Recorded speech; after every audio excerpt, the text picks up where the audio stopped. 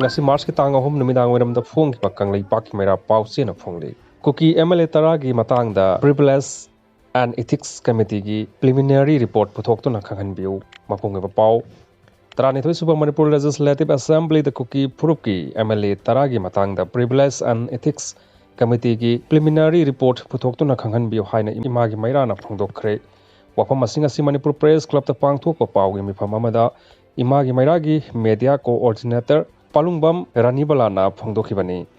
mahakna makha taraduna Manipur da NRC sanabagi ayaba laukiba amadi KUKI militant singa India lenga ka su makha tana chathaba yaroi haina assembly session da amata oina warip lomina khiba adubu ima singna thagali loinana hojik chathariba assembly session gi loigadaba numit nini khakta ngairabanina hanadagi khongjang changchin duna lakpa KUKI Phurupki MLA tara gi matangda Privilege and Ethics Committee na preliminary report ama house da puthoktuna khanghanbiu haina su mahakna makha takhi